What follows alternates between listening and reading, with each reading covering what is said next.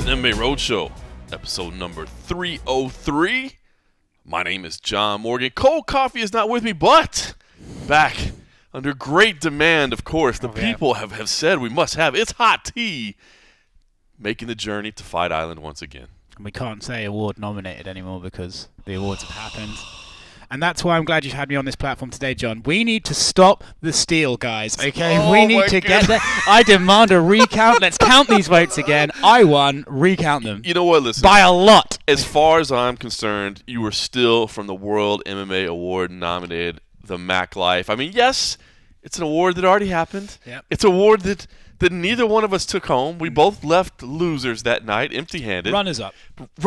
I think we were tied for second place. I didn't see the exact results, but I'm pretty sure we were tied for second place. Yeah. It was good to have you. We are here in Fight Island. It's our third trip to Fight Island. It's a little bit different.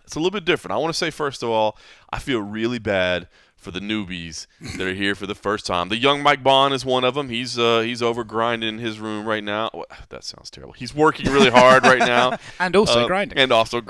But, there's some UFC staff and some other people. Yeah. I mean, fighters, of course, and corners. But, they've been promised this, Instagram vacation where you can go down to the beach and everybody goes to the cage. I don't even know if the cage is still down on the beach right now. We can't get to it anymore. Yeah. It's a little bit different experience now, right? Look, not going to complain. We're here for work, right? So at the end of the day, we can do, we got our work, but we got less restaurants available. We got less specials, John. Well, sir, I was building to that part. I was getting to the part that seemed like it was big, right? No access to the beach, right? No access to the F1 track. Awful. All of the entertainment things that we were doing. That is bad, but man, they hit the heart, man. They hit the heart. Stills. We're not in the office right now. We are in the Crown Plaza. I mean, that is the host hotel once again. It's a wonderful hotel. In fact, we are in my room right now. Yeah. It's an amazing room. Lovely. I might have the best room in the hotel. If not, you might have the best room in the hotel. They have taken care of us. Can't complain. Cannot complain. However, I will complain. People that listen to the MMA Roadshow know that when we're in Fight Island, we're coming to you from Stills. Yeah. That's the office. But they have done away with the drink specials. And now, no matter what time of day you go there, it is a $12 beer. And, sir, I just, the MMA Junkie budget, the USA Today budget, the Gannett budget, the John Morgan budget, I can't swing that. Well, man, a lot of was made out of the Fight Island experience being a thing for Abu Dhabi about promoting tourism. And I would argue that no one's promoted Stills more than we have. And if anyone's coming for a Fight Island experience and has listened to this show, I defy anyone to say they weren't going to go to Stills. In the history of Stills, they've never gotten that much love. Free advertisement every single week. Probably never served that much beer either. Well, and listen, we can't be sure why they stopped the specials. A UFC security guy did say maybe some people had been selfish and misbehaved before. I can't speculate as to who that might be. That could be anybody. It certainly could be. It could be the guy who could be John Morgan and Hot Tea. Yeah. Could be Oscar Willis. Listen, we'll never know. Sometimes people get loud. All right, so let's talk about, one of the things we like to talk about the fights. We like to but everybody does that. That was the whole basis of the roadshow that's been largely taken away from us in 2020 is the fact that we travel and we get out there. And exactly, that's it. We tell you what it's all about. So let's just say it's way different this time. I want to be clear, though. No less commitment to safety. I don't feel like they're half-assing anything. I don't feel like the things are being done differently. I mean, probably the transition between zones. So basically, we used to have one big safe zone. Mm-hmm. I mean, there was literally physical barriers where people could not drive into the safe zone, and the whole thing started with tests back home, and then the charter flight, and all that still exists. But when we get here now, basically you've got they call it safe areas now. You've got the Crown Plaza. Mm-hmm. You've got the W Hotel where the athletes and the UFC staff are, and then you have Etihad Arena. And then between those, there's no more walking, so you can't just get out there in foot traffic. You have to take shuttles. I do feel like there's still a commitment to safety. I don't feel like, oh my gosh, this is dangerous, or oh my gosh, they're not paying attention anymore. But it's just a lot different now, right? I mean, in between those zones, there's just like cars and stuff out on the street. Yeah, and in a way, I actually think they're paying attention to safety more because, I don't know, because it feels a little bit more open. For example, I feel before, if you sort of approach the barriers, they would look at you. But I feel like if you crossed out of the hotel into like the real world, which is like 7 feet away from the door, right, you wouldn't be back in. No, like at all. You're right. That is one thing that is now, because it's not a whole zone. It's just the buildings. You notice they have security at the door that's watching in and out, and who's in. Yeah, they're definitely paying attention to what's going on. Yeah, so I think they're actually a little bit more strict, and I've heard, so in the media room, a lot of reminders to keep wearing the masks and stuff like that. Little things. Today we went to the Etihad Arena. I'm sure we'll talk about it, but reminder: sanitize your hands, and stuff like that. So I think the safety thing, it seems as much, if not more, than ever. Yeah. Big, which is ironic because the bubble is so tight. But yeah, I feel more safe, I suppose. It's weird. I just want to make that clear, because even though everything is shrinking and everything's a little bit different, I just want to make sure that people understand it's not as if the UAE is just decided like, don't worry about it, it's fine. No, they're not negating their duties. I feel there's still. I don't know how much is that the UAE or how much is the UFC, True, or a combination of both. But they're not slacking. No, not at all. Now you touched on it, so let's just get into it. We did get a brief sneak preview of Etihad Arena today. Half of it, and I will say, yeah, exactly, very very brief. And it's funny because I feel like it's the first time we came here as Fight Island, we were talking about the possibility of Etihad, right? And then it was the second time maybe it would be Etihad, and now it's finally the third time, and even that, wasn't necessarily certain until about a week ago or what have you. So this arena has been built. It's been under construction for a while, and I guess I just want to say, I mean, if we're being fair, now listen, we were in there a very, very brief period of time today, but if you're just being honest, it's not done yet. I mean, no. The places that you will see on television, the bowl, the walkouts, I mean, that stuff's done. Like, it's going to be a nice arena. Like, it looks really, I mean, the part inside is cool, but if we're just being honest, it's not a complete arena yet. Yeah, in fact, when you saw it today, the very idea they were having it ready for the last one is laughable. It's in my opinion, is probably 50% complete, because, like you said, the bowl, the arena itself seems well on construction, but I mean, there's about 100 people in there with hard hats and high visors on still working. I mean, we're talking about a very, like you said, what you see on TV.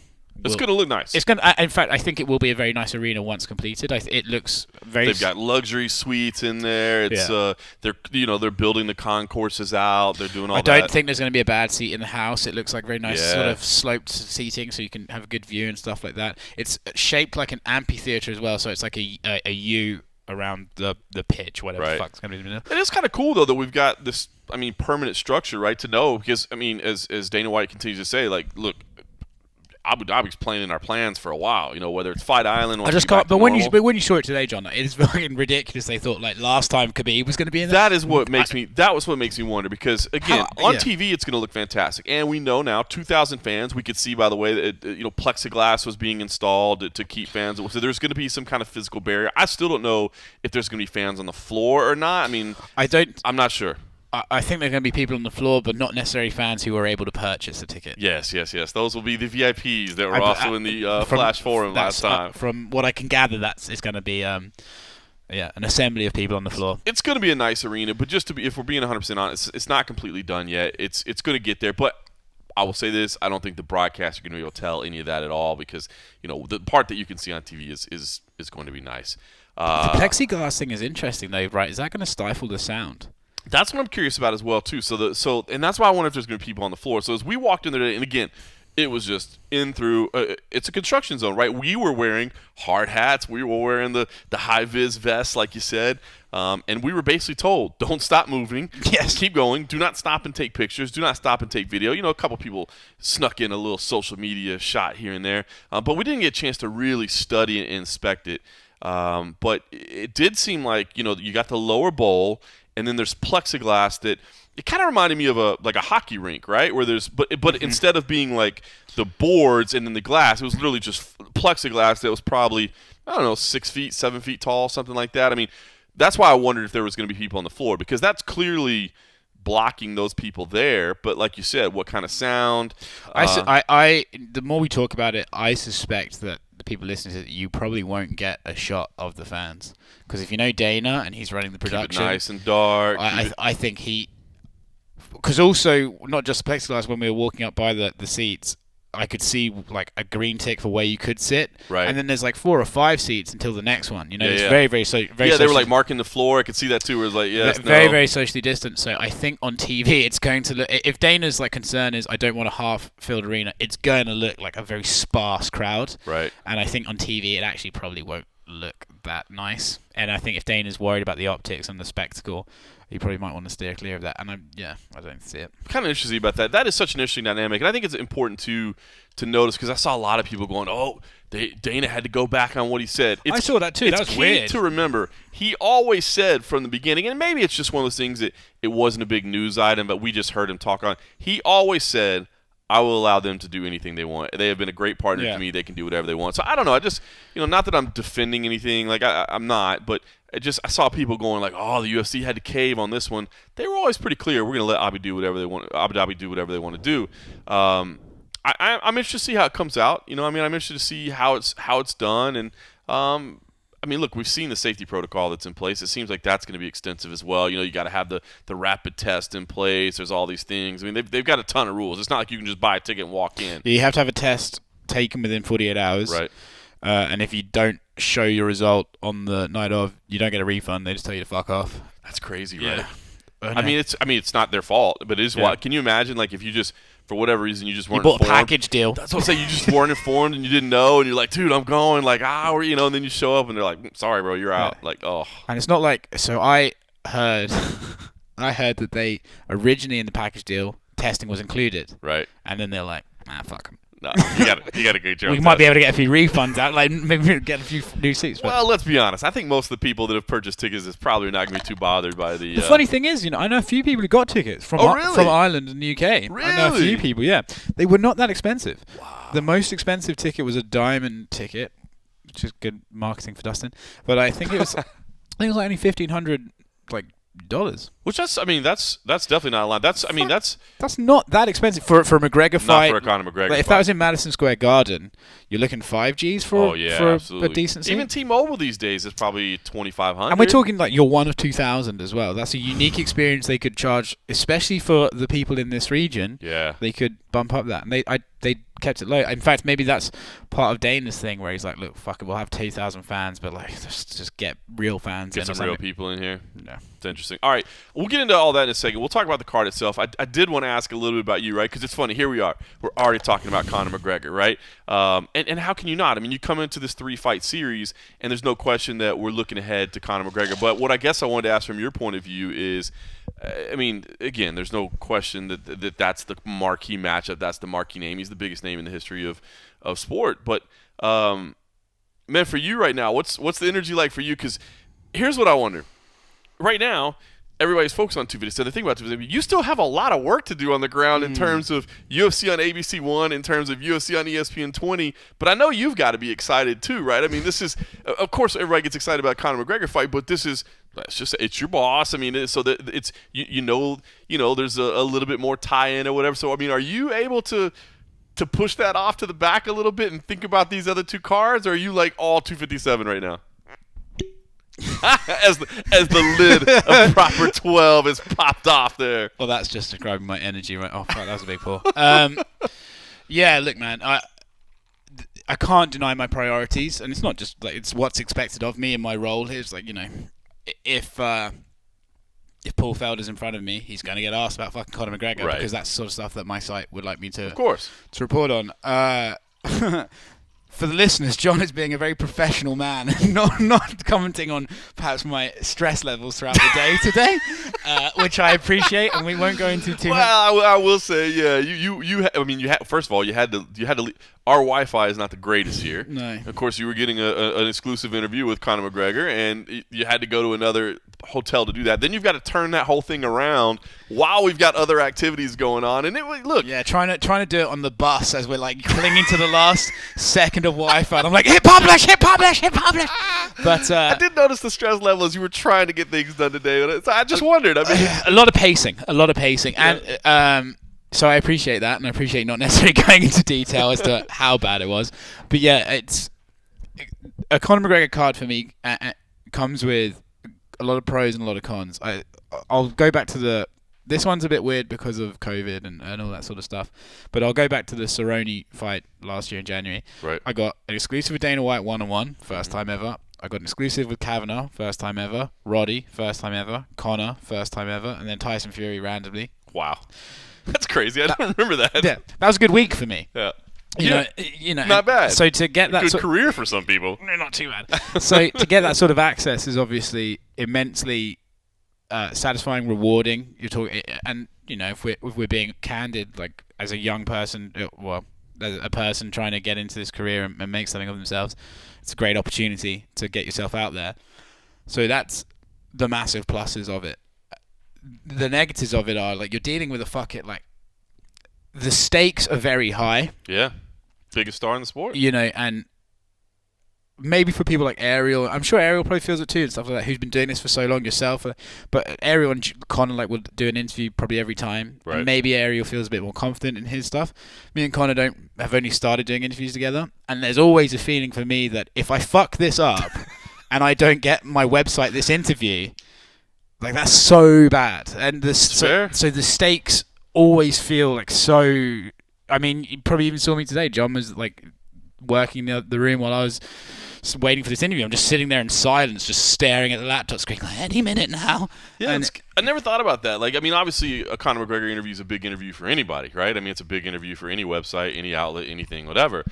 But at MMA Junkie, if the Conor interview doesn't go great, we've got about 20 other interviews we got to bang out that day. We'll try to make it up somewhere else. But yeah, for the Mac Life, the Mac Life interview with Conor McGregor needs to go good. Well, it needs to happen at all. Yep. It needs to happen at all. And you just know if you fuck it up, make a tech issue. Mate, Wi-Fi doesn't connect. Stop. Okay, yeah, I'm not even gonna. No, it's like the fucking first time I recorded an interview with Zoom, and the whole time, like while he's talking on screen, I just kept moving the mouse to see the little thing was still recording. I was just So yeah, the pressure comes from that too, and then I learned quite early on in the sport, and we've spoken about this on the show before, about it's quite hard to remain unbiased to a certain degree, and a lot of people who are on the outside looking in thinks that it is. And I can just tell you that if you have the opportunity to talk to a dude who's interesting and talk to a dude who doesn't speak English and is really, really dull, eventually you're going to want to see the guy who's really interesting win, because it does more for you and so on and so forth. I mean, so when your entire website is amplify that by about fucking 8,000. Yeah. Fight nights are not so. Mate, like the Khabib fight night, the Cerrone fight night. Tense. Yeah. Don't think I can speak English by the time he's walking through the cage. I think it's mostly just cussing and. Well, that confirmed a lot of what I assumed was what goes through your head, and it's crazy, right? Because normally. And I will say this as well, just quickly. I will say it's not that like I'd be lying if I didn't say I want him to win. Sure, like something, but of course. It's not like I need him to win. Like, oh my god, he's got to win. But there's an element of like, please just nothing like fucked up happen or embarrassing happen. Like, I think this, and I'll give myself some credit. The site is at a point now where I don't think it lives and dies on his winning or losing. Right. I think we're quite a successful website. We passed 1 million subscribers on YouTube today. Congrats! Thank you very much. Now give me that fucking award. But I don't think we live and die on that. But I think. He's very important. He's very important, and it's not just us. His success lifts everyone's interest in the sport and stuff like that. So it's that everybody's, literally everybody. Yeah, everyone's traffic goes up. Yep. Just that, but times it by 10. Yeah, that's intense, man. And it's different too, because this is so unique in the fact that we're doing these bunched up cards, right? And I mean, normally. Not that Conor's not the spotlight here. He is. There's no question about it. And listen, by the way, we're talking a lot about Conor McGregor here. I'm not trying to take away from Dustin Poirier or anything like that, but let's be honest. I mean, Conor's the big star, and of course, he worked for the Mac Life, so it just makes sense. I mean, I'm excited. I love Dustin. I love Dustin. So saw him jogging today, didn't we? Did you? Out there on the street. Oh yeah, did you not see him? Yeah, it was as we were coming back from Eddie Hadarini. He was out there already doing a little run with Mikey Brown, getting a little work in. So it was good to see him out there today. Look forward to talking to him. But yeah, it's interesting because so here's what I'm interested about, the way they set this thing up, right? Of course, it makes sense. So you've got this, 3 events in 8 days. It starts out on ABC, network television, amazing, right? I mean, and it's going to be a 6-hour commercial for the pay-per-view, right? I mean, you're going to see so many promos. Here's Max Holloway, who was beaten by Conor McGregor. It's going to be, so that's great. So you start out on network television.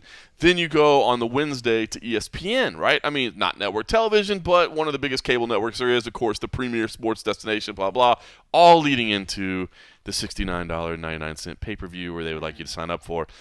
So it's like you have this extended promotional period. But it's weird, too, because we don't have the full week built around the fight, right? On Wednesday night, we've got a lot of work to do. So I don't know. On the one hand, I understand the heck out of it, especially from a promotional standpoint. I think from us as an operational standpoint, it's weird. Like, we're not going to get to – I don't know. Like, I feel like the website is going to be, like, almost distracted from the big star. And so it's a little bit weird. Yeah, well, do you know how many times we've, as people who work in this or as fans, we've said, oh, that card – it doesn't feel like there's a lot of build for that card, and then you'll always say, well, they're going to start building after this weekend, right? Because then it's the next card, and you think, oh, okay, well, what? So you're going to start building for a Conor fight on Thursday, exactly, after the next one. So I do feel it makes no disrespect to Neil Magny or Michael Chiesa. No. I think it might have made sense when Hamzat and Liam were fighting because that was a big fucking fight. Sure. So I think that was like the nice little pop on the way. Right. The new star. Yeah, I think that would have been really tasty and. Hamzat would have said something about Conor. It would have been kind of a part and parcel of it. Yeah. I think a little bit that's been lost. I wonder if maybe the Wednesday card's a bit of a burden now, rather than because it was built around that fight. And I love those two guys, so it's not a personal. Yeah, no, dude. It's just, in the ramp up to a Conor McGregor pay-per-view, in the ramp up to one of the biggest events of the year, it seems weird to have a Wednesday card. I will say, and I'm sure it'd be ridiculous to assume otherwise. It's partly design.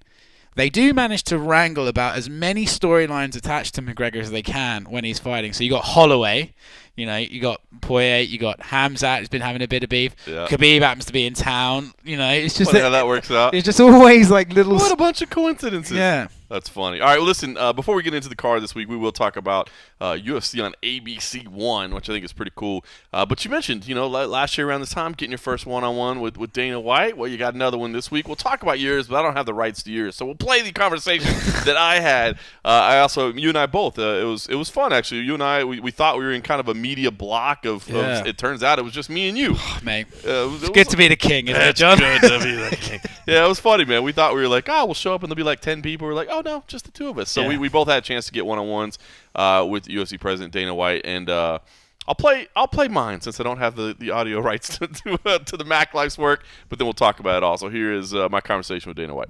Well, Dana, you said, 12 months ago we didn't even know what Fight Island was, right? And now here we are kicking off the year in Fight Island. So, are these trips still like special to you? What's the feeling, and how much is Fight Island going to play into 2021? Yeah, it's good to be here right now. I'm happy to be here again. It was the perfect amount of time in between trips. And I don't know, man. I don't know how long we're going to keep doing. We're going to be doing fights in Abu Dhabi forever, but I don't know how long this is going to go on. But as long as we need to put on international fights and get people in from all over the world, Fight Island is going to live on.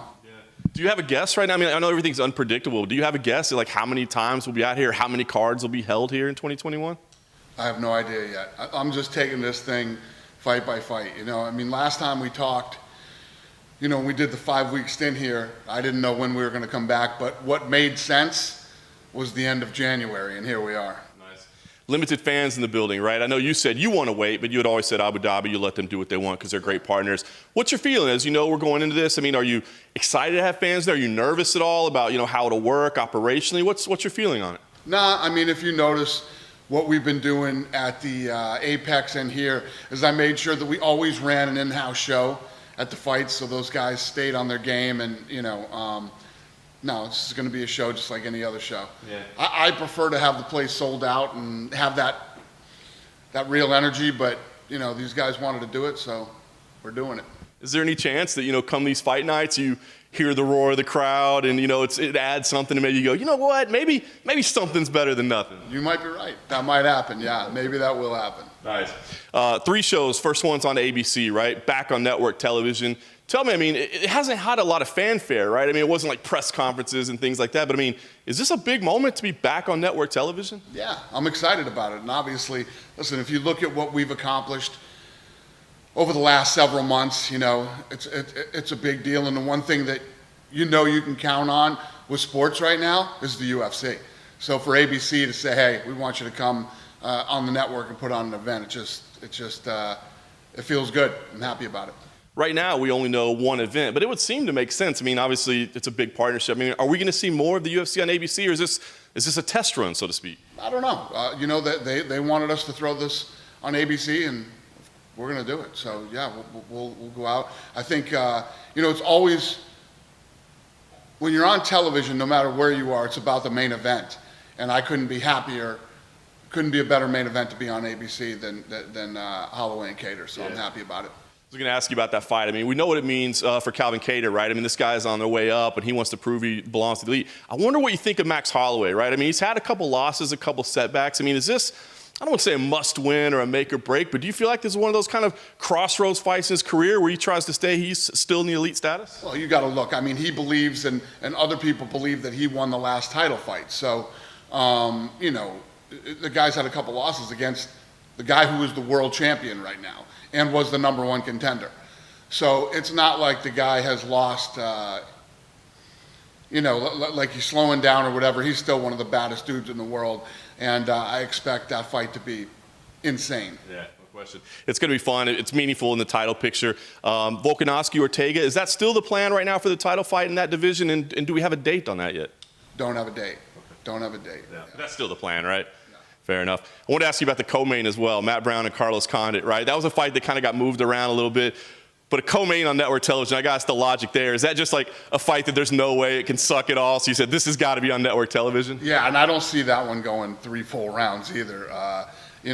Two legendary savages in the co-main event. It's going to be fun. Pretty fantastic. On Wednesday, we go to ESPN, Michael Chiesa, Neil Magny. I know that wasn't the original main event, but you went with that one. What was it about that fight that you identified, hey, we're comfortable putting this in a headliner on ESPN? Magny, as always. Listen, Magny, in my opinion, never gets the credit that he deserves. This guy's fought everybody. He's willing to fight anybody, anywhere, anytime. You have to love guys like that, and I'm actually happy for him to be getting a main event slot. And Chiesa's a stud and been around for a long time too. So this is a much-deserved fight. Not the one that we had planned to be there, but great for both of these guys. Yeah. I wonder what you thought about Leon Edwards. I know you said Edwards and Khamzat was the fight to make, so you're going to keep it together. But was there any thought of like, dude, it's been like 18 months since Leon Edwards has fought. Like, let's just get him anything. No, that's the fight we want to keep intact. We think that's a fun fight. What's the date on that? March 13th. It's the main event. March 13th, headlining. Main event, March 13th. Fantastic. Then, of course, we get to 257, right? I mean, the crown jewel, the pay-per-view, Conor McGregor's back. I mean, give me just the excitement level to be starting the year with Conor McGregor in a pay-per-view headliner. Yeah, no, it's one thing to have Conor back. It's another thing to have Conor back. I mean, this is the motivated, when Conor is like he is right now, you're guaranteed free. And I just saw a thing with Poirier yesterday where Poirier's like, let me tell you what, if you think that I'm the same guy that fought Conor last time, you're out of your mind. You're going to see a war. And I believe every word of it. I think that this is the right fight at the right time for both of these guys, and I think it's going to be fun. You've been saying that Conor's kind of switched on right now, right? That you feel like he's dialed in. What do you think motivates him right now, right? I mean, the guy's done everything in the sport. He's obviously got a ton of money in the bank. So what gets him going and gets him dialed into these slots like he is now? I think time off is what's given him this. He's as famous can be. You said he's got all the money in the world. There's a lot of things that drive you crazy about this sport. And it gets you to a point where you're just like, I don't want anything to do with this right now. And then once you get away from it for a while, you start to remember all the things that you love about it. And I can imagine for a fighter, I don't know, I couldn't speak on that side, the level of training that they do and fight week and all the things that go into it. But I think you start to miss it, and I think that's where he was. And I've seen it happen with so many other guys too. I think that's his motivation right now. Yeah. No, we're all excited about it. The weird thing, his name keeps getting brought up with Manny Pacquiao in boxing. I mean, would that be something you're interested in at all, or should we just as MMA fans go, stop talking about it, get rid of it, it's just never going to happen? If he beats Poirier next Saturday, he is, he's one of the best mixed martial artists in the world. We did the boxing thing. I would love to see him fight for the title, or I'd like to see him do that stuff here. I mean, a fight with Manny Pacquiao or any other boxers, those fights are always going to be there in his career. So yeah, it's not something that I'm thrilled about. Nice. Do we have a date dialed in for the Khabib meeting yet? Is that scheduled and on the books? No, not yet. I'm not sure exactly when he gets here, but when he does, we'll connect. I texted him before I left Vegas, and I said, see you soon. When it does happen, are you expecting to walk away with clarity like that day on what the future of the lightweight division, or is it a situation where he'll say, let's meet again in a month and figure this out? I mean, what are you expecting out of that meeting? It's going to be a 5-minute conversation. It's yes or no. It's yes or no. I mean, when I left Abu Dhabi last time and he and I were texting, we went back and forth on why I think he should keep fighting. And, he was super emotional coming out of that fight. So he's had time now to rest, think about it, all the other things. This is going to be a 5-minute conversation. So you already started the hard sell on him. Are you feeling good? I know you said you thought you could talk him into it. Are you feeling good, or was he pushing back? Yeah, I think he'll fight, but we'll see. It's not going to be an argument or, a lengthy conversation. It's going to be a yes or no. Outside of Fight Island, I wanted to ask you, a big article came out this week about Spencer Fisher. He's kind of gone public, I guess, with everything that he's been dealing with, potential CTE, that sort of thing. Now that that's all been made public, I mean, do you have any thoughts on that situation? I know you tried to financially help him out for a little while. I mean, do you have any thoughts on that situation? Is there anything, we can learn from that situation? Listen, we're all learning every day about the brain injury stuff, we've been investing in this Ruvo Center to try to figure out more. We're now interested in, this thing just came out on Real Sports about psychedelics, and we've actually reached out to the Johns Hopkins guys, and we're diving into that. But listen, he's not the first, and he's definitely not going to be the last. I mean, this is a contact sport, and anybody who's ever done this younger, myself included, is dealing with brain issues. It's part of the gig. Yeah. The Trump presidency is coming to a close. I wanted to ask, obviously you said friend, business partner for a long time.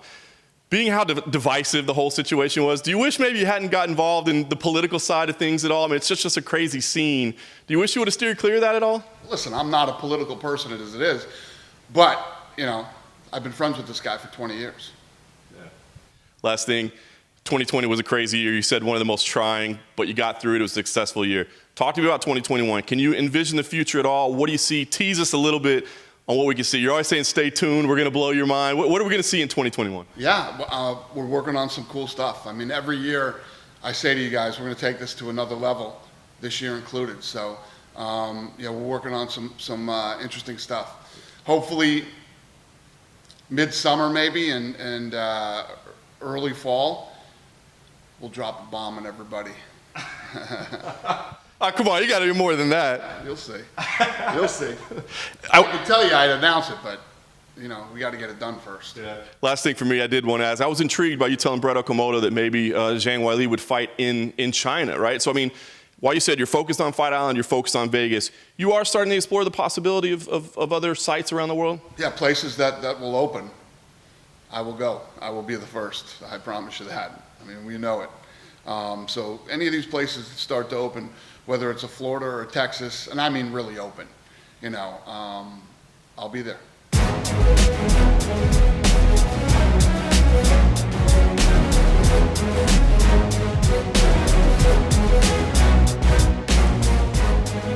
All right, so there it was with UFC President Dana White. That was the kind of kick off the week, which was kind of cool. We got out of quarantine. That was kind of one of the first things we got to do was to go see his private gym setup that he's got set up over there at the W and knock out an interview with him. And a couple things I want to talk about, and then of course, we'll talk about some of the things that popped up in your conversation as well.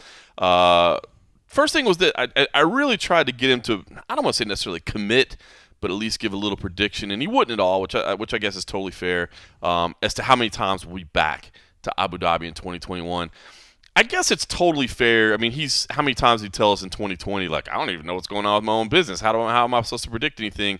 I believe it. I don't take that as, listen, he knows more than he's going to let on to us, that's for sure, but I don't necessarily doubt that he doesn't really know how many times we're going to be back here. But I don't know. Do you have anything in your gut on and I struggle to say that because like so much is based around like medicine and stuff, right? That has like nothing to do with us, like vaccine distribution and things like that. They're like way beyond the scope of anything we know. But I mean, do you have any like prediction in your gut that tells you how many times we'll be back here, or how much of a role Fight Island continues to play in 2021? I don't know, man, because a lot of my speculation is always built around the fighters they book on certain cards. You know, so like Israel, when I saw him booked in March, I was like, oh, that's probably a Fight Island card. Right.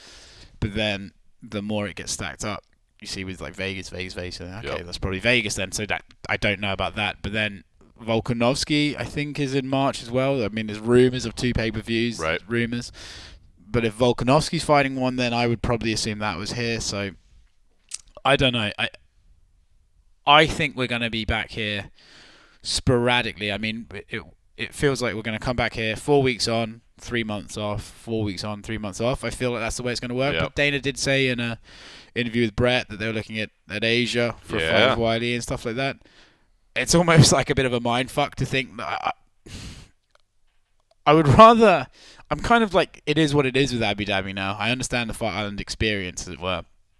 I'm almost at a point where it's like, I'd rather they just stick with this and stick with the Apex and not like take us to a new place to try and finagle, like, you know, so they're going to Asia because Asia's open, but I don't know. Like, it's. I know.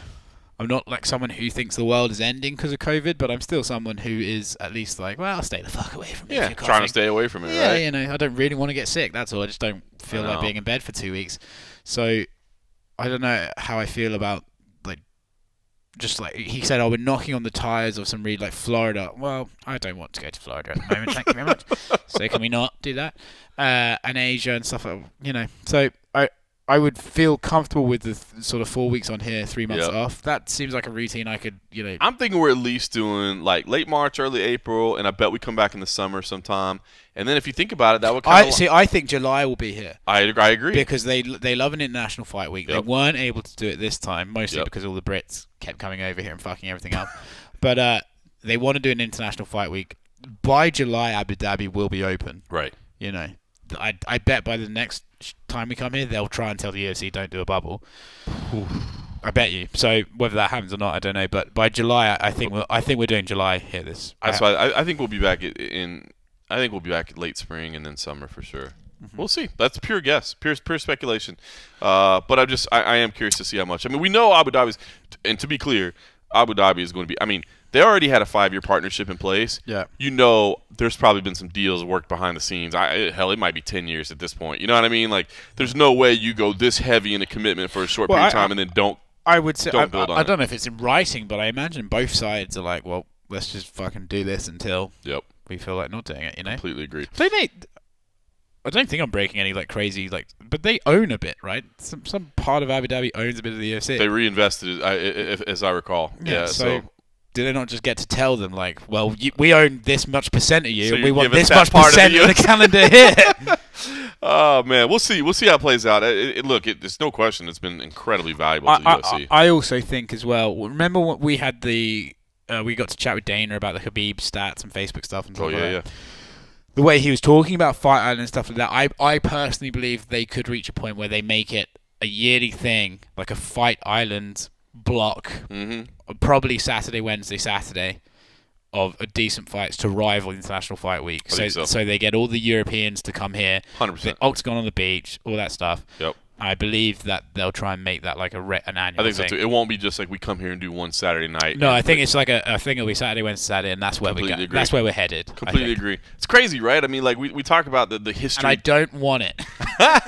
We talk about the history and stuff. I mean, obviously, you know, COVID in 2020 will be taught in history books forever, and I think that's what's always been interesting to us, right? It's not just fights, but we're kind of documenting some history, whatever. But it is crazy, like how much this probably changed the direction of this partnership and the direction of this relationship, and how much really think about how much this could change, how much MMA is important in the Middle East. You know what I mean? Like in the entire region. Well, I was talking about this I think the Raptors, Dan Hardy's guys, the other day, and we were talking about how big MMA has felt because it was the only sport going, blah blah blah. How big it's felt, and I was reminded by an interview that Dana did, I believe, did an interview where he was like, if you get someone from China,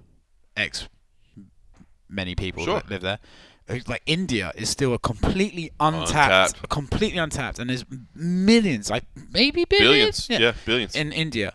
And he said if you had an Indian champion versus an Asian champion, and you could stream it worldwide like you can, he's like, with them we're talking views. Well, if you think that they're setting up in the Middle East, I know India's not.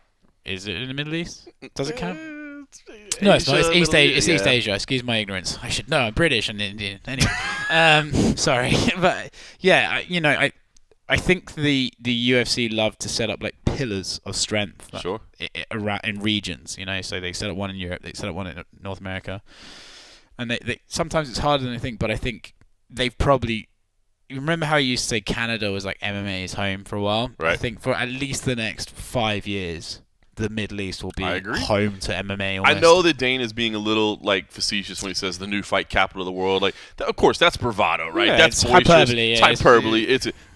But there's some legitimacy to it too. You know what I mean? Until the other one can open, right? I say it's the international fight capital of the world. I like it, John. Trademark it, put it on a shirt, send it to John Oliver. We're still the domestic fight capital of the world in Las Vegas. All right, here's the other one that's interesting, right? And I won't say that Dana White downplayed this in the conversation, but I feel a little bit surprised that the ABC buzz is kind of subdued. Network television. I mean, I guess this is the time when you can't do a big press conference. You think about the Fox deal, right. and Joe Rogan in a suit and looking silly. And he doesn't want to wear that. Yeah. We had like a big thing, and this one, I don't know. Not that I want to. I feel weird that Junkie was the one that reported this. I'm not downplaying that our reporting skills or our importance in the space, but to me that seems like a huge thing that they would want to make sure that they were out in front of, screaming from the mountaintops. How many times have we seen the UFC big up something that you and I are like, well, that's not really that big a deal. Right, but you know what right. I mean? I'll tell you, from my own perspective as an international person, I don't really understand the network TV and stuff. I get it. But when they went on Fox with Kane and JDS, I didn't know how big a deal that was, but they fucking made sure I did. Right. By the time the fights happened, they're like, this is a massive deal for us. Apparently, ABC is a really big deal. Doesn't feel like it. That's what I get. I almost feel like they don't really want to talk about it. I know. I almost feel like Dana was kind of like, yeah, no, it's cool. Yeah, we don't even know if it's going to continue. Talk about downplaying. I know. And you and I were talking about this a little bit off the air before we got started. The one thing that I'll say, and again, pure guess, pure speculation, pure whatever. The only thing I can think is, look, they are going against the NFL playoffs. Right. I know, again, that's an American thing, but I understand that you get how big the NFL is. I mean, it's our national sport in the United States. I wonder if that's part of it, is that they realize, look, the ratings for this are going to be good. They're going to be good. That's also early in the morning as well, right? but they're not going to be amazing because it's going against the NFL. And so I wonder if that's the thing, is like, hey, let's not have this as our debut. Let's not big up this as our thing. Let's just make it look like we just are we on ABC? I just stubbed my little toe in the water. Goodness gracious, I fell and I'm here. Oh, what? Did our signal end up on the wrong satellite here? What happened? It's easy as ABC. Yeah. You know what I mean? I wonder if there's something to that where they look, they know that it's going to be successful. It's going to be good. But I wonder if they know, dude, if we're going against the NFL, we're not going to kill it. Yeah, so let's not blow it out of the water. I would believe strongly that's a possibility. I also wonder, maybe, is there a strategy in acting like network television isn't a big deal for your brand anymore? Yeah, of course we're on fucking network television. Look at us. Look how big we are. This is the logical place we ended up. It's interesting. It's not like Dana and the UFC to let something go without an opportunity for a bit of pizzazz. Right. But maybe in the circumstance they thought, well, we can't really do a presser. We can't really push it to the moon. So let's just act like we've been here before. Yeah. Well, yeah, ABC. It's cool. And you have. You've been on network television before. I found that interesting, and that may be something that the average fight fan doesn't care about. But I like you said, they don't let things go without blowing it up. Put it this way: UFC on Fox. We were talking the other day in a very mundane conversation, but we were drinking for 3 hours. But we were talking about the naming conventions of UFC fight nights and stuff like that. When UFC on Fox came around, this is peeling back the curtain a bit. I knew that to get the best views, you would title it UFC on Fox. Absolutely. Right? That's how people are looking for. This time around, I don't feel like UFC on ABC is going to outshine UFC Fight Island 7 or something like that. Do you know what I mean? Like, I think I don't feel like UFC on ABC has been pushed as a big deal at all. I don't think anyone cares. In fact, it's almost too many letters. And I just think it's kind of been really downplayed. And I'm surprised they've chosen that route. It's very much a inside baseball type conversation, but I find it interesting. All right, okay. Pure speculation. I don't know if you here's what I was surprised. And you're going to have, I don't want to say a biased slant on this, but I would be curious to hear what your thoughts are on this. And I apologize, I have not had a chance to see your Conor McGregor interview yet, but I guarantee you guys I guarantee you guys touched on it, so I want to hear about it. I said from the very beginning, and I didn't feel like I was necessarily rubbing a crystal ball or anything like that, but I just thought it made sense. I said from the very beginning that I would not be shocked if on the week of UFC 257, all of a sudden now it's for the UFC lightweight title, right? I mean, we know the meeting. I said that from the beginning. Now, I know that Dana White has since come out. I think it was the interview with Brett Okamoto where he said, right, like there's no way that's going to happen. But I thought that maybe at some point we would hear from Khabib and we would find out he's not coming back. Or maybe he would come back and it wouldn't be. But I guess what I thought was if Khabib decided he wasn't coming back, that the UFC would just sprinkle a little salt on the give it a little extra flavor. Like, oh, by the way, did we not tell you? Yes, we've got Conor McGregor coming back. Yes, it's the rematch with Dustin Poirier. Yes, it's a fantastic fight. And oh, by the way, it's for the undisputed UFC lightweight title. I don't know. Now it's been shut down. It's not going to happen. I don't know, but bummed at all, I guess, that it's not going to be for the title. Did you ever hold out hope that it could be? Did Conor?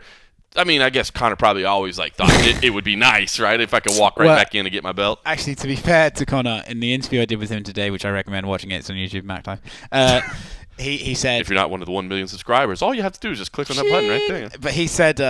maybe give it a like. He said, after last year, I didn't exactly think I'd be bouncing in there and Dana's going to throw me a belt. Which I was like, okay, fair enough. That's fair, right? I mean, they publicly, it's not like we're pulling the curtain back. They publicly talked about it. Yeah. So he said, I didn't exactly think Dana's going to be throwing me a belt. And he's like, and I get it. He's like, I think it should be for the title. This is what he said to me. He's like, I think it should be for the title. I think, they've given Khabib time. He hasn't sort of given them whatever answer. He's like, so yeah, why not? Let's put a belt on it. For me, I never really thought they were going to. Because of what Conor said, I felt like Dana might be like, I'm fucking welcoming you back with a belt. And I think if he speaks to Khabib and Khabib says, I'm done, I don't think they'd put a belt on it this late because that's so much promotion that they've missed out on. And that's true. Dana's always impressed upon us the importance of having a title fight, right? So remember they were going to put Dustin Poirier and Nate as co-main to Valentina and Tajara Eubanks because they were the champions. Yep. I would argue that's you're not setting the right fight in that, but they've always impressed the importance of championships. So I think if they got a Conor McGregor title fight, I think they would want more than a few days to really. That makes sense. Yeah, that's a good. I guess I thought it would be just that little extra push at the end. But you are. You know what? Now that we're here on Fight Week or the week ahead of time, you're right. I thought it would be kind of that extra. He's already out there anyway. Well, remember when Masvidal stepped in? I asked Dana one time. I was like, "Oh, Masvidal stepped in. The pay-per-view went fucking insane. Have we reached a point now where you don't need months of pre-fight stuff? Right. You can just sort of do it, and the world is that it is. That it can consume information enough that you don't need that sort of lengthy promotion." Yeah. He disagreed. So I'll take his word for it. Yeah. He apparently knows what he's doing. Interesting. All right, listen, I want to say one other thing real quick. We only again, this was a very fast-moving interview, and I think it'll continue to be a point of discussion. But I just did want to give a shout-out to former colleague Steven Morocco, of course, over at MMA Fighting.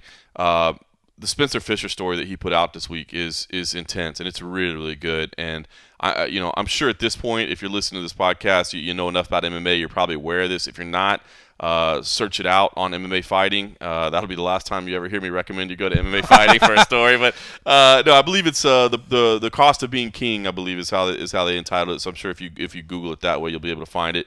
But Spencer Fisher, and this was a story. I'll just tell you. I mean, this is a story that Stephen Morocco has been working on even way back in the time that he was working for MMA Junkie as well. But nobody would go on record, so there was no way for him to report it. And finally, he got Spencer Fisher to open up and to be willing to go on record. And man, he put a ton of effort in this, and obviously the entire crew over at MMA Fighting supported his efforts and put that in. It's a long ass read, and hey, look, I'm just like anybody else. I'm not the kind of guy that's is reading, books on a daily basis or whatever. I got a ton of stuff going on, but it is a very good story and a very, I guess I'd say, sobering story, man. We talk about it sometimes, man. Sometimes we get so caught up in our passion for the sport and the storylines and the excitement and the beefs and all that stuff that we forget that these guys are going in and doing hand-to-hand combat, and they're literally putting their it sounds like hyperbole again to say like they're putting their lives on the line, but no, they are. Look at boxing, man. I think last year 3 people died. Was it last year? No, maybe 2019 or something. Wow. Definitely got those figures wrong, but I've had 4 glasses of whiskey now, so fuck it.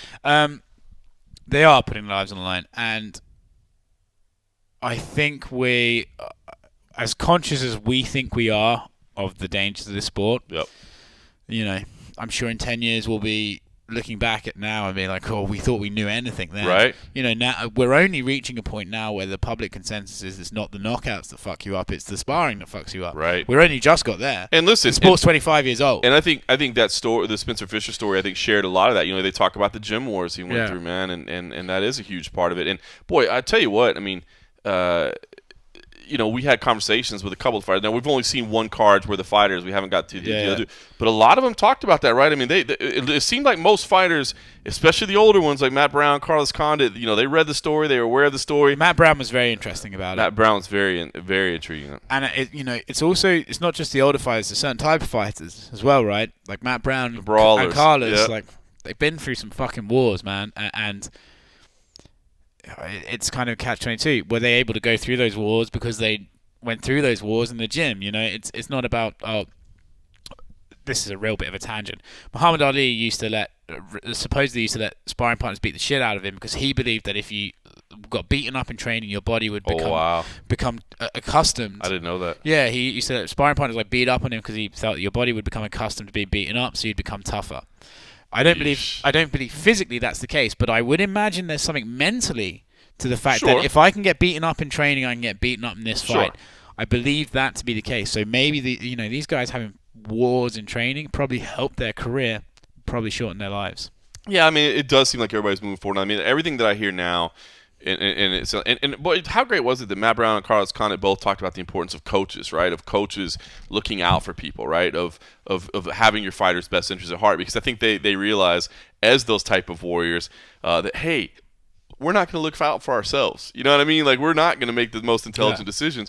You got to look out for us. So, but making that type of change, and it does seem like it is getting a bit more widespread and understood that, like, look, in the beginning of your career, you absolutely need to spar hard. Like, you need to know what it feels like to get hit, to what full speed onslaught feels like. You need to know that. But then after that, like, once you learn that, now you need to worry about drilling and technique and timing and not going in there and getting your bell rung every day in practice. Well, look at Max Holloway doesn't spar in training. Right. Robbie Lawler stopped sparring for a while. I think Cerrone stopped sparring for a while. Connor and SBG say, upgrade the hardware, software, don't damage the hardware. Right. I think it's starting to seep through. Right. I think there'll always be those kind of. It probably depends what level you're at, right? Because I think if you're at a low-level gym, you'll always have sort of meatheads that get attracted to it, and it's part and parcel of it.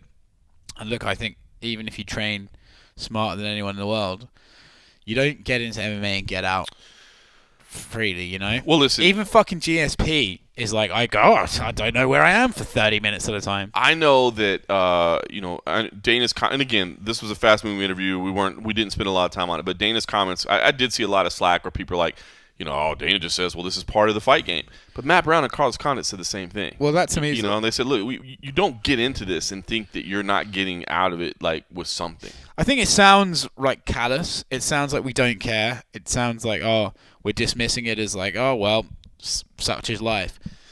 But, I mean, as I said to you after we left the Dana thing, like, did anyone think it was good for you? No.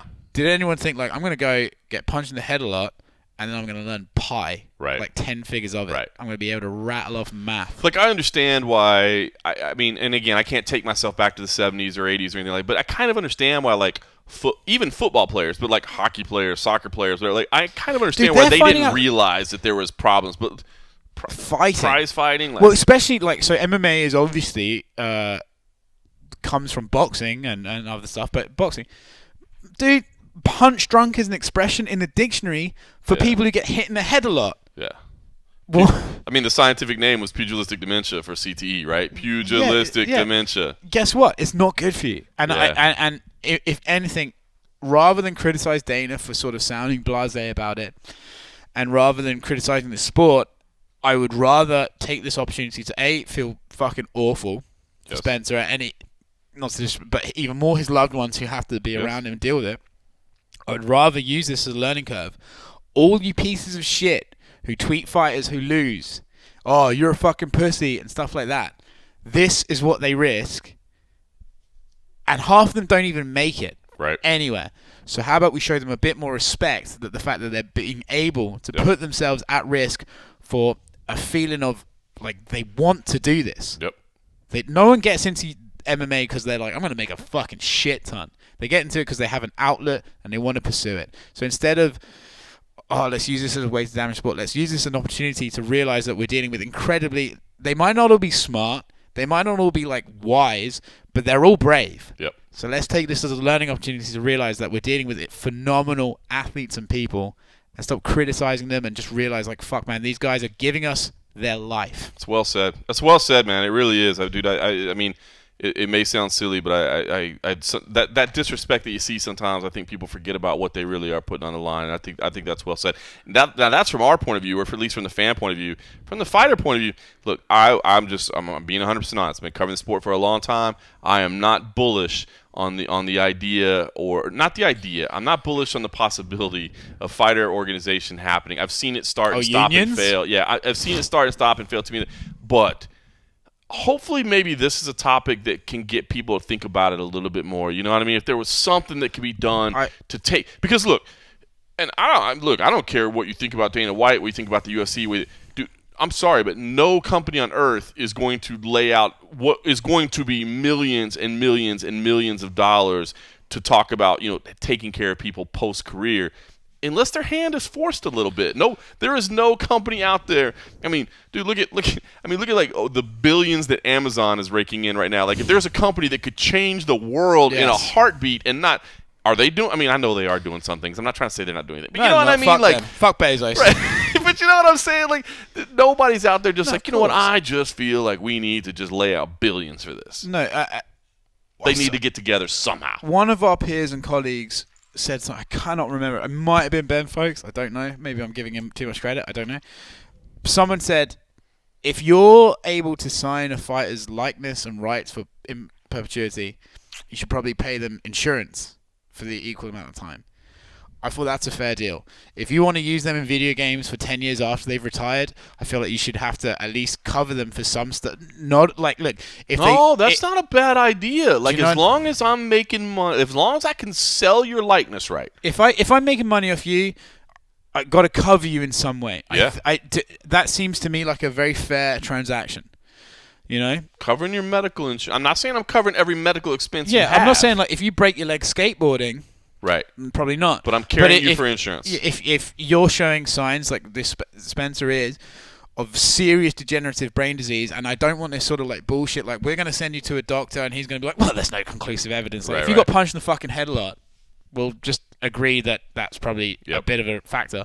I think it's absolutely completely fair to say, look, if we're going to use your likeness, if we're going to put you in the Hall of Fame, if we're going to have you in the video game even after you've retired, like, I think it's fair to us to take care of some guys. If we're selling, if we're selling our library, if somebody's paying us licensing fees for our library. Now, look, if they're only paying, like I would say, if they're only paying us for live events, well, you're no longer a part of those live events anymore. Yeah. So but if they are replaying our fights and they're paying us, and your fight is being replayed, it's like, kind of like a royalty for music, right? Like every time your song gets downloaded on iTunes. But you can make a deal where, okay, we're not going to pay you every time we play your fight. Right. But look, as long as it's in the rotation. So someone who comes to mind, like this is like pure, just random. Don't take this as if I know anything.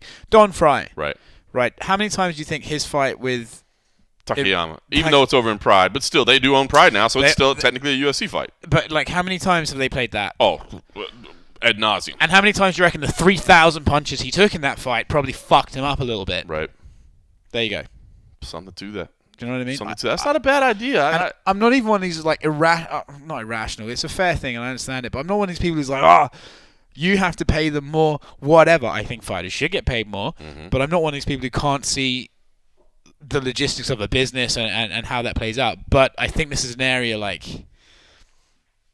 the UFC want to be better and more structured than boxing. Here's an opportunity, like, you know, they've done such good work with the PI. So nutrition is better in this sport than in boxing. Yeah, they've done a great job with loads of other shit that I can't think of right now. The PI has been fantastic. Yeah, I know a lot of people like in the beginning were like, whatever, what is this? But right. Dude, the athletes will tell you how amazing it's been for them. They've done loads of good shit, and I think this is an area like, if you gave someone health insurance even after they retired from fighting, it's not a bad look, dude. It's not a bad look, man. It's good for PR. Like, fucking just do it. Great for PR. Wouldn't be cheap. Yeah, well, they're doing all right. They got a bit of cash. They're doing all right. They're building a hotel. They're building a hotel. All right, let's talk about this card a little bit. UFC on ABC 1. Listen, this main card, I said it a week ago when I started getting a little understanding what the main card was going to look like. It's fantastic. Max Holloway versus Calvin Kattar. We saw them today at a face-off. Did you glean anything from the face-off? I mean, look, they're not the most... No. I know. That's why I was just trying to get... I mean, they're not trash talkers, but not only are they not trash talkers, like, they're not the kind of person that's going to, like, bow up on you or try... I mean, look. They made it clear they're there. They weren't breaking eye contact. It was good, but it wasn't anything where like, hey, one guy's trying to stare into another guy's soul or they're trying to talk to him about anything. So I didn't take too much out of the face-off today, other than it was a photo opportunity, and that's cool. Respectful guys, not trash talking guys. I'm excited for the fight. I think stylistically it should be very, very exciting. Probably one of the best we're gonna see. I am thrilled by it. It's weird that Calvin Kattar's the older guy, right? Isn't that weird? Yeah, it's weird. I think that's so funny, man. He's been around the game for a long time. How old is Max? 32 for Calvin Kattar, 29 for Max Holloway. Max Holloway's my age. Oh, is that right? Are you please don't tell me I'm older than Max Holloway. Maybe I got that wrong. Oh my god. No, he's 29. Max Holloway is 29 years old. What have you? I mean, are you saying that you haven't lived up to Max Holloway in terms of accomplishments? I'm older than Max Holloway. Oh my god! How long was his undefeated streak? The world just changed for you. He was a baby when he came to the UFC. How young is that guy? And he was like, I can't remember if he was. I think it was just 20 when he came to the UFC. He's arguably not even in his athletic prime. Well, see, that's what I'm. Okay, so that's what I'm intrigued by here, right? Like, Calvin Kattar is like the hot commodity. Older than Holloway. Calvin Kattar is the hot commodity here, right? Like, he's the guy that seems to be on the streak up. But, you know, you think back to Max Holloway. And listen, I know I'm in the minority here. I actually did score that last fight for Alexander Volkanovski. But those first two rounds, Max Holloway looks so damn good, man. He looks so damn good. He's always accused of a slow starter as well, right? I think... oh man, it's such an intriguing fight because I feel like both of them are just going to box. I feel like it's going to be very little kicking. I do too. And Calvin's a great boxer. I know. And I would argue that he hits harder than Max. I think so. I think he's got good cardio. Yep. So Max's late flurry might not hurt him as much as it did like Brian. Right. But man, Max is good at fighting. See, that's where I'm at, dude. And see, that's exactly where I'm at. I didn't want to set up too much, but listen, in my official pick with MMA Junkie, I went for Calvin Kattar. But it's those things you said. I feel like this is going to be the majority of it is going to be a boxing fight, and because of that, I'm not saying that Max Holloway is not a great boxer, but I feel like Calvin Kattar is just a touch above in boxing. Like if they were to box, if they were to literally just box, I would pick Calvin Kattar. Yeah. Well, I think because he hits harder. Right. You know, it just makes a difference. But then has Max ever been like properly dropped? No. Even Dustin like had him rocked bad, but never put him down. But but here's what I'm saying is, if you're gonna pick Calvin Kattar, does that mean you're fading Max Holloway and saying he does? Because I don't feel that way. Like I don't feel that like I'm going to see a lesser version of Max Holloway. I guess it's, you know, the silly styles make fights type of thing. I guess that's what I'm leaning towards. I know it's a cliche, but I guess I'm leaning towards here. But I want to make sure that I'm maybe in my head I am giving too much to Max isn't 100% Max anymore. Yeah, it's funny, right? Because the first Volkanovski fight I felt was pretty clear. But, maybe he got his tactics wrong or something like that. He certainly he certainly wasn't hurt. He was fine. He just was beaten. He was outpointed. The second fight was razor thin. The second fight, I think I scored it for Max, but I remember it being one of those fights where it's like the rules kind of fucked him in that he won the fight, but he lost the bout. Right. You know what I mean? Right. So Yeah. It's one of those ones. But I mean, when you just think of Max, he's lost twice, you just sort of, in your brain, you're forced to imagine him as a lesser version of himself. Yep. But in actuality, he was so competitive against Volkanovski, and maybe Volkanovski's just that good. We just don't, he hasn't forged his own legacy yet. So it's quite possible that on Saturday, Max comes out and it's a Roy Jones moment, and Yo must have forgot, and he just kind of fucks Calvin up, which I have to be honest, I'd love to see, because I love a bit of Max. Max is such a great guy. guy. I love Calvin too. It's not to disrespect him, but man, it would fuck the UFC up if he did smoke Calvin, wouldn't it? They'd be like, what do we do with this guy? What do we do now? God, we got to have him fight Volkanovski. Then I guess you just become an Ortega fan. Look, man, that's hard too, because I like Volkanovski a lot, and I like Ortega a lot. I mean, obviously, two different guys. Volkanovski's never going to be appreciated, man. He's going to be like Demetrius, I think, where no one's going to really get it until he's gone. Until or he's whatever. gone. You're like, okay. You're right about that. I think you're 100% right about that. Because here's the thing: is Volkanovski beats Ortega. We don't have a date on that, as we heard from talking to Dan earlier. We don't have a date on Volkanovski Ortega. But if Volkanovski wins, even if Holloway beats Kattar, I don't know if you can't go straight back to Holloway, right? At that point, I guess if you're the UFC, you're hoping for an Ortega win, right? Because the Ortega Holloway rematch would be pretty sick. I mean, But then does Volkanovski get dicked because he's not like the most charismatic and fucking, does then he get dicked? Like, they're going to be like, well, yeah, Holloway, he's the champion again, and you beat him twice, so the rematch doesn't make sense, even though he's the champion now. Does he get fucked up? I wouldn't be like opposed to the idea. Maybe this is a selfish thing as a fan. If Volkanovski beat Ortega and Max beat Calvin, I wouldn't mind the UFC saying to Max, "Here's a bit of money. Take 9 months off and put on 10 pounds." Not a bad idea. I'd like to see him go up, because I think the Dustin fight is so interesting because they looked so different in weight. And I remember when Dana came back and was like, I thought Max was so undersized, I felt completely the same. But I rewatched it, and Max actually kind of fucked up Dustin too in that fight, because everyone forgets it because of the Izzy fight. Of course. But he actually really had moments. Yeah, he did. Dustin was just better that night. Yeah. Give him a bit of time to adjust to the weight, and I think Max could be decent at lightweight. Yep. So I would like to see it. I'd like to see Max. Yeah, I'd like to see that move, and if he can't rematch Volkanovski because it's Volkanovski, I'd like to see him just pop up. It's big stakes. Who doesn't want to see Holloway Nate Diaz at 155? There you go. Book it. Done. Matt Brown, Carlos Condit. Listen. I said it before, but I'll say it again. Brilliant matchmaking, I think, for network television, especially. Two known commodities, known names, and not superstars. I mean, I would say Condit is probably the more widespread name, of course, but anybody that likes MMA likes Matt Brown.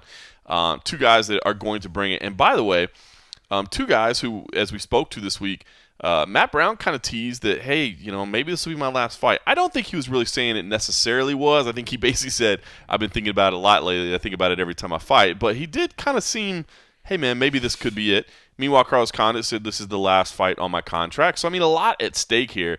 But what was, I think, more amazing was the fact that both of them were like, oh, yeah, no, I got a lot of respect for my opponent, man. Like, a fellow legend, man, a great scrapper. And I'm going to fuck him up. Yeah. And I thought that was so amazing because both guys were just like, oh, no. I am so happy to be paired with a guy like this. What a great guy, man. He's so dude. cool. And I'm going to fuck him up. And I was like, these are the OGs. Yeah, it was awesome, dude. When you think of Carlos versus Matt Brown, you think, oh, this is going to be a bloodbath, a war. These two are going to hell. And then you spoke to Matt Brown. He's like, oh no, I think I'm going to dominate him. Actually, I think I'm better than him everywhere. And then Condit came back, and I was like, oh, as a shit starer that I am, I said, Matt says he's going to go through you, and he was like, oh, that's cool, that's nice. And then he just paused, and went, I'm going to fuck him up. Man. You can see the switch, and dude, I tell you what, both of the guys exude the same sort of energy where it's calm, sociopath. It's both of them are just like so chilled. Yeah. Like, we walked out. Quiet volume. We walked out of the media room. Carlos Condit is there looking at the board that people can sign their names on. He's like, well, who the fuck's that guy? Just having a good time. And then they can just switch. But they don't switch in like a crazy aggressive manner. They switch just like, oh, I'm going to get you. Yeah. It's so good. Yeah. I fucking love it. And when Condit said, I'm going to fuck him up, though, I was literally like, yes. Man, the main event's great. But the co-main event I'm as anticipated. Well, I think it's co-main, right? It is a co-main. Yeah. Dude, well, listen, this thing has been bouncing around from card to card. I mean, look, it was supposed to happen years ago, but even once it got booked here, it kept moving around. And I was like, where are they? Like, I actually had to ask our staff one because it had been reported on 3 it was cards. all over the place. I remember I literally asked our staff in chat one day on Slack. I was like, does anybody know what date this is actually happening? And then they put it in the co-main event on network television. And I was like, perfect. You could either put it there. Absolutely perfect. Put it there or you put it as the opener. But they put it as opener and then they bleed the fuck out of it. People might be like, oh, yeah. Yeah. So I remember when... I should watch this. Was it Shogun and Henderson went war to war and they're like, oh, do you wish that was on Fox instead? And he's like, probably not. No, absolutely not. The Fox executives don't. That's been a fantastic one. All right, listen, we'll talk about a couple other fights, but I want to play a little, I don't want to say breaking news. It's kind of being announced as we're recording this, but I had a little insight on it. Before we sat down to record this, I had a chance to talk with Jeff Novitzky, basically, about some pretty cool stuff that I think is going on. Listen, again, it might be one of those things that some people don't care about if you're just a fight fan, but I love stuff like this. Basically, the UFC and USADA have made a huge announcement, and I'll read you part of the press release here before we get into this interview. But it boils down to this. Positive tests for carboxy-THC, the psychoactive ingredient in cannabis, will no longer be considered a violation of the UFC anti-doping policy. So there you go. Weed tests will no longer be a violation of the UFC anti-doping policy, which I think is absolutely fantastic. And this is something I said all along. You cannot compete under the influence of marijuana. You can't compete under the influence of anything. But what they're going to look for is signs of impairment. That's not about a blood test that recognizes some nanogram thing that may mean something that may not, that detects something from weeks earlier, from whatever. It's going to be whether or not you're impaired. And I thought this was cool. We talk about this, but they actually used the science they used to back this up was from a 2017 report from the U.S. Department of Transportation to Congress. I mean, they're not just out here going like, we don't care if people smoke weed. Let's just get at it. So, listen, I had a chance to talk to Jeff Novitzky about it. I think it's a spectacular. It's something that I've kind of been, I'm not a huge cheerleader for change and that sort of thing. I feel like my job is just to document stuff, not to try to push it forward. But I've mentioned this once or twice before along the way, and I was glad to see it happen. So here was a conversation I had right before we sat down to do this with Jeff Novitzky talking about the new rules. Morgan, what's happening, buddy? Not much, brother. How you doing? I'm doing well. How's Fight Island? It's it's not too bad, other than time change. You know what I mean? You never quite get a sleep schedule down. But, well, listen, let's get into it. I won't waste your time either, man. I mean, this is a kind of a big moment for a lot of people, right? I mean, this is change that a lot of people have been asking for. So give me the idea. What was the motivation? I mean, I know you see the complaints, and obviously there's growing national acceptance of marijuana and that sort of thing. But what's your motivation to get in and say, yes, let's make a change here. Let's make an impact?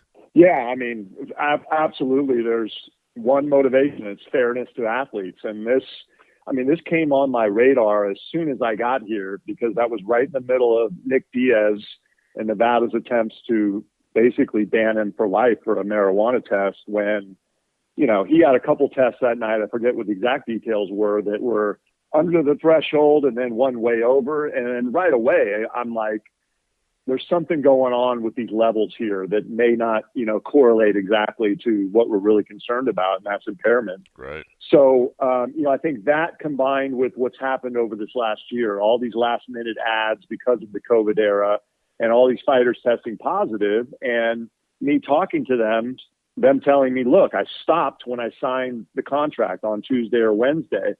So, we started looking harder and harder into the thought that is there any correlation whatsoever between a level and impairment? And the answer is there's really no science to support that. In fact, there's science the opposite of that there isn't correlation. What we still care about, we don't want anybody fighting high and, either being a danger to themselves or having an advantage. But, clearly the levels in somebody's urine is not the answer to that. Yeah, I thought it was really interesting because you guys cited the Department of Transportation study, right? That says cognitive test is the way to go in terms of impairment. I mean, it always seemed like common sense to me, right? Like levels don't matter, impairment does. I mean, that's like with alcohol, right? I mean, you can't let a fighter fight drunk, but you're not testing to see if they drank, 2 nights before or something like that. So I don't know. I found that really interesting, right? I mean, you can't just make a common sense. A common sense analysis. I guess did that study was that very helpful in you guys reaching this conclusion? Very helpful. I think it was the driving factor in USADA being willing to do it and us being we wanted some science to back this decision, and I think that does. And clearly on a level of importance, somebody's freedom, being arrested or convicted, is at a higher level than sports. And even in that world, they're saying, look, you can't rely on blood or urine tests. You have to, rely on some type of visual evidence of impairment, whether it's a cognitive impairment test or whatever. And so, yeah, that's the new prong that's added that will be a requirement for USADA to ever bring a case for marijuana. It doesn't matter if the level's 151 nanograms or 1,000 nanograms. There has to be definitive evidence of impairment. And the reality is, I would hope that I've never seen it in my 6 years that I've been here. I'm backstage before fights a lot. I've talked and interacted with fighters who ultimately did test positive. I saw zero evidence that they were impaired, and I think it's because they weren't. Marijuana is a unique substance, which is fat soluble, and depending on how often you use, how your body metabolizes, it's going to be in your system potentially out over 150 nanograms for days, if not weeks. And that's just getting beyond the scope of what we want any anti-doping program to be about. We're only concerned with the effect that it has on the fighter when they're competing. Yeah. So you mentioned, you got to get USADA to sign off on this. I guess what is the process to make this happen? I mean, obviously, USADA kind of works for you guys. So is it as simple as you saying stop testing for this, or do you have? I mean, how does this whole process work? No, it's not that simple because they work under that WADA umbrella, the World Anti-Doping Agency. And look, their primary business is still U.S. Olympic athletes under that. So I think they want to maintain a standard. But I've been, very pleasantly pleased about what we've seen from USADA over these last few years. Very progressive changes to our policy that are outside of the scope of that WADA world. Introducing the thresholds for certain substances so that if you're under 100 picograms of the M3 metabolite, it's not a violation. That's not the case in the WADA world. And now this, kind of progressive rule with marijuana. So they do have to have a level of comfort. Ultimately, it is our program, but, they could tell us, look, I'm not comfortable, administering or running a program if you guys, want the rule to be that. So there definitely is, the USADA factor that comes into play, but as long as the science supports it, and it certainly does here, I think they'll be comfortable with it. So I guess there's a couple caveats. The first one I would say is, unless additional evidence exists that an athlete used it intentionally for performance-enhancing purposes. I know that's kind of maybe broad stroke language and legal language, but I mean, are there proven performance enhancing purposes for marijuana? Yeah, I don't even know that to be the case. And I think the standard that's going to be used is impairment is inherently going to be performance enhancing. So if they can show that someone's impaired, they're going to say that inherently means performance enhancing. I think the argument would be, and I mean, I guess I could see this, is maybe you could take more damage, more pain during a fight if you're high. Clearly, a lot of people use it for anti-anxiety, so it kind of calms your nerves down. That could, nerves are a big part of this sport. True. I could see that being an advantage. Now, look, I think they're marginal, the advantages of the performance enhancing. And really, my hope is we never, see another sanctionable marijuana case again in our program. I don't think that they're ever, absent a fighter, lighting up a joint backstage, coming into the locker room, stumbling over themselves, reeking of marijuana. I just don't see that they're ever going to be able to, to meet that criteria going forward. Yeah, it makes sense. Now, the other key I think that everybody has to be aware of is that commissions do still have jurisdiction here, right? So I mean, we just saw Bavon Lewis, this week get popped by Nevada. So I guess it's important for people to realize that local commissions do still have jurisdiction with their own policy. Will you be actively kind of lobbying to work with those commissions to perhaps adopt this? 100%. It's already started. I had a great call today with Andy Foster. He actually leads the ABC medical committee.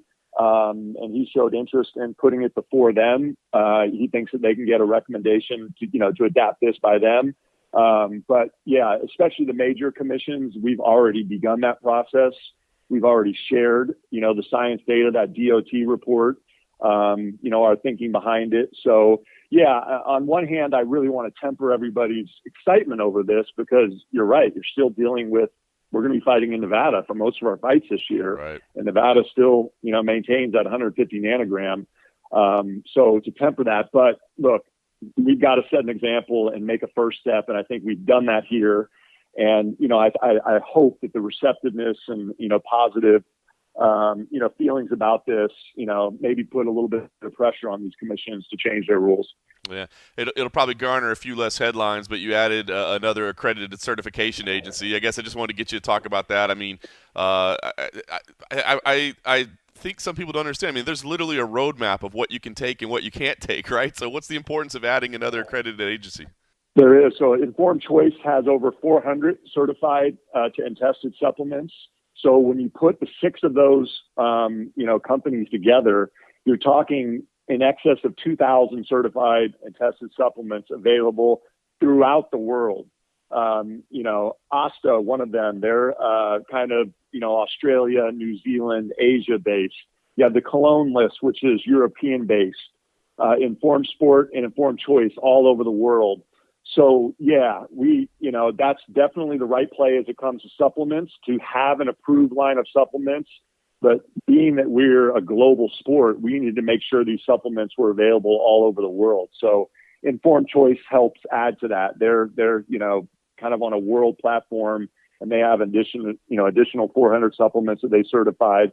So I'm really happy about that. And indeed, I mean, we've seen the numbers. We still get them, but we've seen the number of contaminated supplement cases go down significantly since we provided that roadmap in the policy to, a formally approved line of supplements. So this is just, a positive addition to that. Yeah, fantastic. Last question I had, Jeff. I mean, what do changes like this mean to you? I mean, I know that you're a stickler for the policy and the rules and enforcement and doing things all the right way. I mean, law is your thing, right? So, I mean, what does it mean to you when you see things like this change? I mean, is that a positive? Is it? What do you take out of it, right? That I mean, you can adjust this kind of overarching policy that we have. Yeah, I mean, I'm super proud about all the revisions that we've made, because I think if you look at each time that we've revised the policy, they've been done on rules which are, I don't know what the word you want to use, a credit to the athlete. They're more athlete fairness versus making the program more rigid and more strong. And, I've said, and I will continue to say, that fairness and due process in an anti-doping program are just as important as strength, comprehensiveness of the program. If an athlete even has a perception that a rule is wrong or unfair, they lose confidence in the entire program. And, in my experience, they potentially start ways to find, ways to get around it. So, I mean, based upon my, informal discussion, I mean, there's a significant, percentage of athletes that choose to use marijuana, many for legitimate reasons outside of recreational. Many use it for pain control, anti-anxiety, to sleep, in lieu of, more dangerous, more addictive drugs. So, hopefully this being the first step to opening that up, so that an athlete on, Wednesday night of fight week, instead of going to a Vicodin because their knee hurts and they can't sleep, can use a little bit of cannabis and get to sleep and have that pain control. And I mean, it has no effect whatsoever on a competition on Saturday night. So it's the right move. And yeah, I'm really excited about this revision and that specific policy change.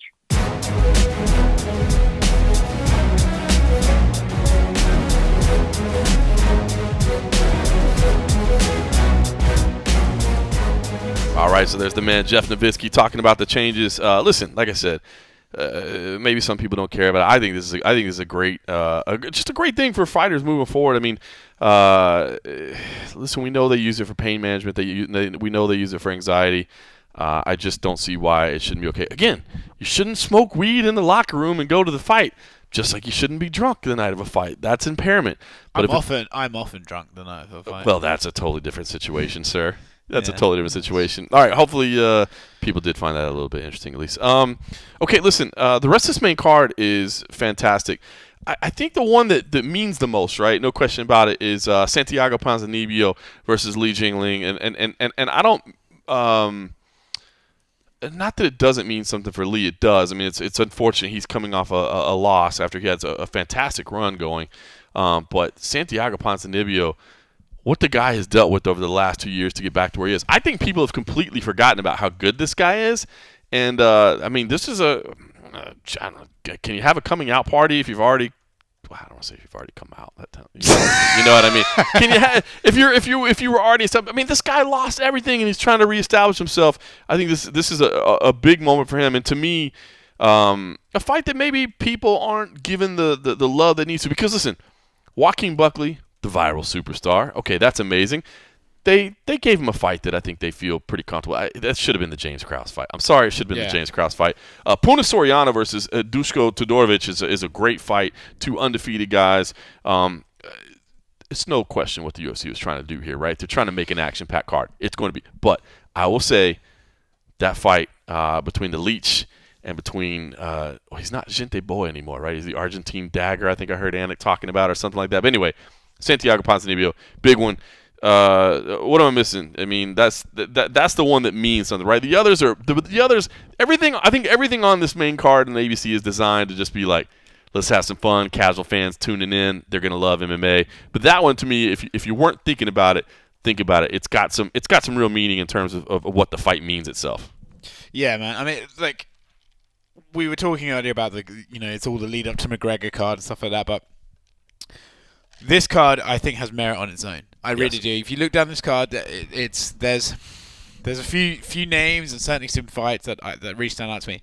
Wednesday, maybe there's a case, but I mean Saturday, obviously Buckley, he's back to his stomping grounds, as it were. I think that guy's maybe got a ceiling, but in terms of entertainment, I think he's always down for one. I actually really like the Duško. Yep. But I also like Puna, actually. Who's I know. fighting. I like both of them. We saw Puna on the Contender Series, obviously. Yep. I like both of that. That could be exciting. I think, dude, I don't know why. It's funny as well because his UFC career's not been, fucking amazing. But basically, I watched John interview Justin Tafa down in Melbourne. And I was like, literally, I was like, that guy's such a cool fucking... He's a character, right? He's so cool. He's, that typical Samoan sort of just hard but cool guy. And Carlos Felipe, obviously, I just think that has potential to just be, either a shit show or a really fun heavyweight fight. Yep. So that's the one I'm looking forward to outside of the co-main and main, and I think that's the one I'm looking forward to the most, actually. I agree. I think it's going to be. Look, I think they built this card for a purpose. It's appealing to the casual fan, and look, it's a 6-hour long commercial for the UFC 257 pay-per-view. Yeah, and listen, I'll take a moment, because what the listeners don't realise is John just had to do a radio spot, and I just sat here and progressively got completely and utterly drunk. So, but I did do another interview while that interview was playing. Yeah. So we're gone now. But I have to say that the matchmakers have done a great job. In terms of finding, the names might not be so hot, but so Ponzinibbio versus Lee. I can't even pronounce his first name. You can say it like Santiago Ponzinibbio. I keep calling him Jingling. Santiago, God bless him. It's his second language. I think it might be his third language, but English. Technically, Chinese is my second language. He just calls him Jingling, which I thought was pretty funny. That's a song. I'm like, I don't think that's it. Yeah, it's got a little rhythm to it, but I don't think that's it. But that's the meaningful fight. Dude, it's going to be a fun fight. It's going to be a fun fight card. I think it's going to be. Without sounding like a spoiled bitch. There are cards where you look at it and you're like, there's no name value. Oh, fuck, the site's not going to do great traffic. It's kind of, damn it, But on this card, I see so many little matchups. I'm like, well, that's going to be fun to watch. And I think I can I think I can convert myself back into a fan for a few hours, And that's to say nothing to Phil Hawes being on there, who's a guy that we Yeah, followed he's great. forever on being, kind of potential next level guy. But, Nasruddin Imavov, who we fought. It's fans, dude, fans. Fans. The dirty people coughing and spluttering. I'll be in the back. Are you going to stay at the back, do you think? You know what? Most of it. I mean, that's what I got. I mean, listen. We have to work back Got to there. bark back there anyway. But I will try to sneak out a little bit and get a little bit, stay a safe distance away from those fans. I think I'll watch the... Oh, fuck, dude. I wouldn't mind watching Ponzinibbio work, though. Or Buckley. Oh, my God. This is a good card. Hey, look. It looked like the press room and the press row were pretty close. So we can maybe move back and forth a little bit. Yeah, but these scrubs, John, they try and take spaces where they're not wanted. All right, well, listen. I got to let Hot T go because he's gone. Before he says something that he regrets, Yeah. we should probably wrap things up. We'll be back with plenty more from Fight Island. It's all a big commercial for UFC 257. All leads to Conor McGregor. That's why we had Hot T, Oscar Willis from the Mag Live. We know what it's all about. In the meantime, until that happens, we'll be back and a half over on patreon.com/MMA Roadshow. Blah, blah, blah, blah. Thanks for listening.